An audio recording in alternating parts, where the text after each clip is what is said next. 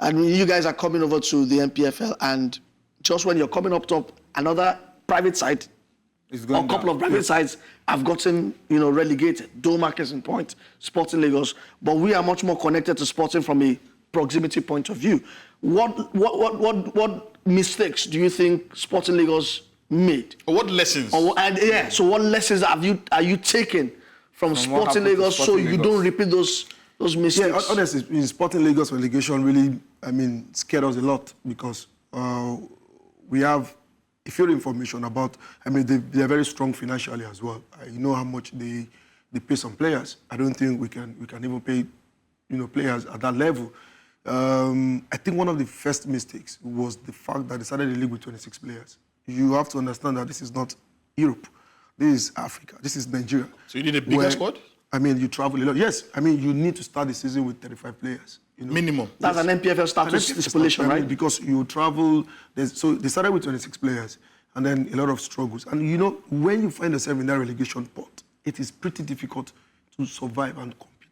And then by then they started, you start panic buying. In the second round, they tried to panic buy Adeleke, and those guys even came in, and they could not even offer them something. So, but I just feel like it's just the fact that the Nigerian football is wired against the private clubs. Like I said, even Remo Stars got promoted twice and they got relegated twice. Yeah. So before they find the stability with Ogunbote and a lot of lessons from. So it's pretty difficult that Sporting Lagos got relegated. It's something that scares us. Like if Sporting Lagos can get relegated, we small club, how are we going to compete? Maybe Sporting were not good enough. Yeah, is it possible? Yes, they're not quality-wise. It is the same thing. I'm saying if Sporting can attract Lukosa and pay as much as like a government club, and we are coming in where we are targeting minimum wage and look for talent in the academy. It's difficult, but like I said, MFM have done it before. Maybe the times are different now, but it's just something we can do. The times are different because the dollar exchange rate back then is not the same thing now. So it's interesting though, actually, I don't know about you, Tony, but it's actually interesting that these two gentlemen here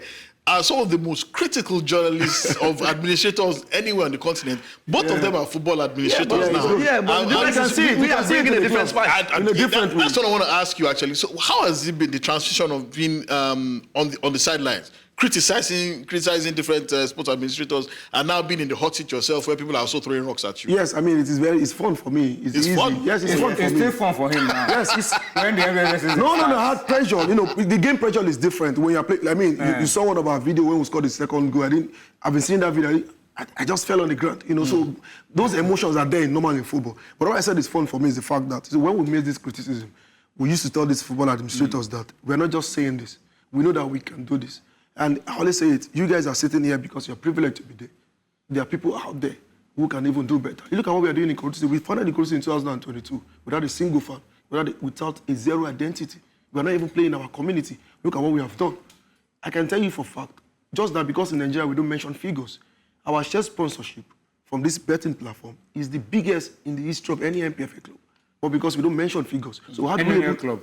Even in the NPFL. Oh, okay. Yes, because we did research. I know how much other betting companies or other companies paid these clubs as shared sponsorship.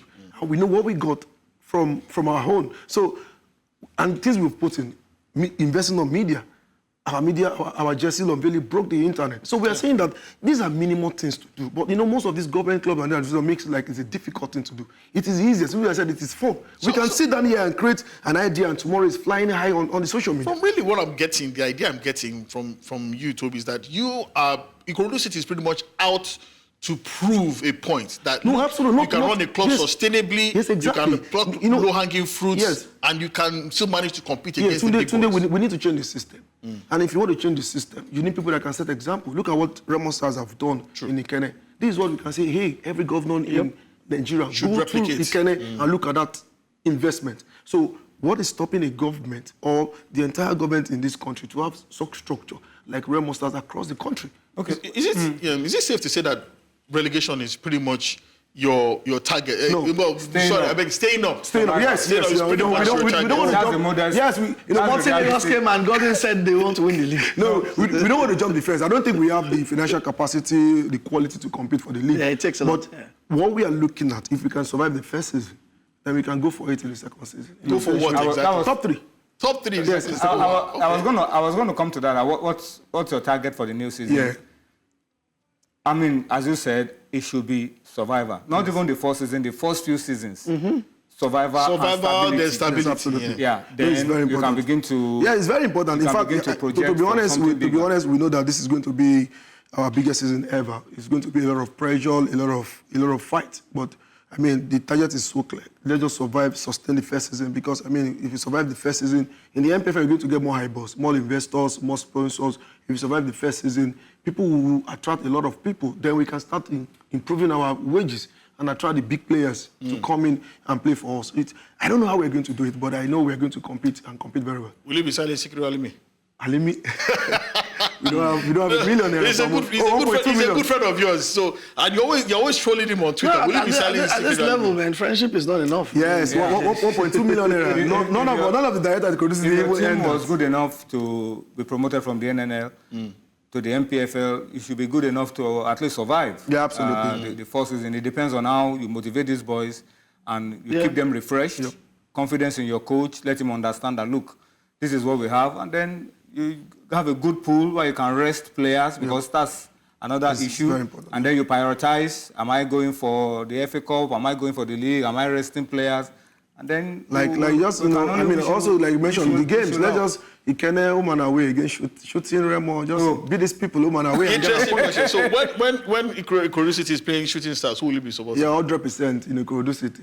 He's the director now. It is one game I am looking forward to because since the incident happened, I have not been to Ibadan to watch any game. My wife has not given me permission. But this time I have to be there. Which is a shame because actually... Yes, I have to be there with my team and it's different now. I'll be going there now as an administrator. Now. That's why your wife has not... And it's a shame because the night football at the Lekko Salami Stadium has been absolutely fascinating over the last one season.